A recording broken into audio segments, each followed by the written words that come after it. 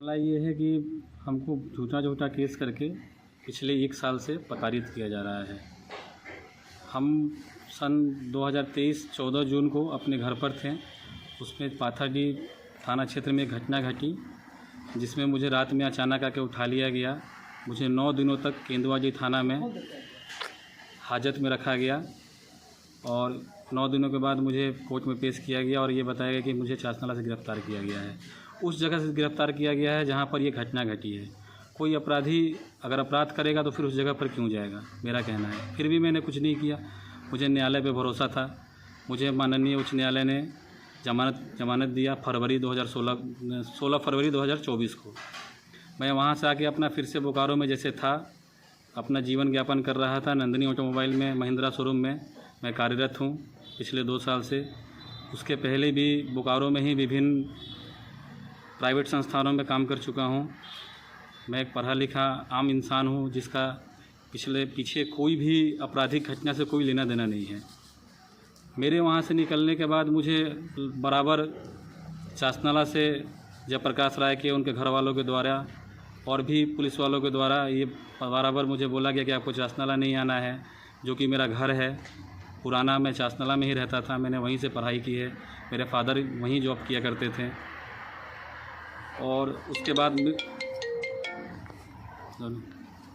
बराबर फिर से एक 14-24 का केस किया गया पाथाडीह थाना क्षेत्र में 14/24 जुलाई में 15 जुलाई को कि मैंने किसी गवाह को धमकाया है, जबकि वो गवाह 12 फरवरी 2024 को हमारा केस चार्ज हुआ परवीन राय हत्याकांड। उसके बाद से कोई भी गवाह कभी भी कोर्ट में गवाही देने नहीं आ रहा है। वो जब भी आते हैं जयप्रकाश राय के साथ झुंड बनाकर आते हैं, जयप्रकाश राय के हिसाब से गवाही देते हैं, उनके साथ वापस जाते हैं और वो लोग बैठ के ये प्लानिंग करते हैं कि कैसे मुझे और मेरे परिवार को फंसाया जाए। मैं अपने परिवार का इकलौता भी व्यक्ति हूँ जो अपने घर का पालन पोषण कर रहा हूँ। मेरे घर के चारों भाइयों पे केस किया गया है। मेरे छोटा भाई भी बहुत पढ़ा लिखा है, वो भी प्राइवेट संस्थान में काम करता है। मेरा बड़ा भाई भी ठेकेदारी करता है और भी मेरा जो बड़े भाई है वो भी ट्रांसपोर्टिंग के काम में काम करते हैं, गाड़ी में। हम लोग कोई इस तरह का इतिहास हम लोग के 3 भाइयों का नहीं है। अभी क्या आरोप लगा है?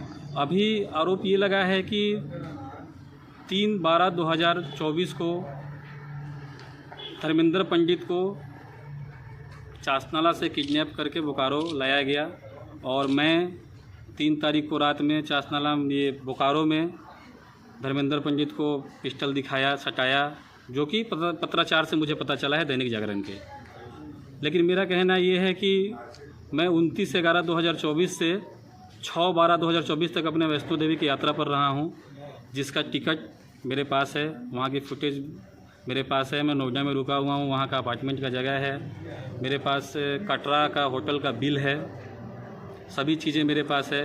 मुझे एक बार भी थाने से या कहीं से फ़ोन करके या मुझे नहीं बुलाया जाता है कि आपके ऊपर कोई आरोप लगा है तो आप अपना सफाई दीजिए। मेरे ऊपर सीधा FIR किया जाता है और मुझे अरेस्टिंग के लिए ढूंढा जाता है और मैं अपने घर के पे भी नहीं रह पाता हूं, जिसके कारण से। इस पर आप क्या चाहते हैं? क्या मैं चाहता हूं कि इस पे CID या CBI की जांच हो कि इन सब केसेस में ऐसा क्या है कि मेरे ऊपर लगातार वहां प्रस्तुत नहीं होने के बाद भी मेरे ऊपर केस किया जाता है।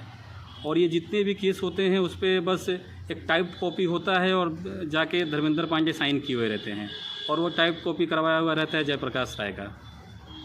और मेरे ख्याल से धर्मेंद्र पांडे शायद थाना भी नहीं जाते होंगे, क्योंकि जयप्रकाश राय ही थाना पे बैठे रहते हैं। उनका CCTV थाना का फुटेज चेक कर लिया जाए कि वो थाना पे बैठे हुए हैं कि नहीं, FIR के होते हुए उनका लोकेशन चेक कर लिया जाए। तो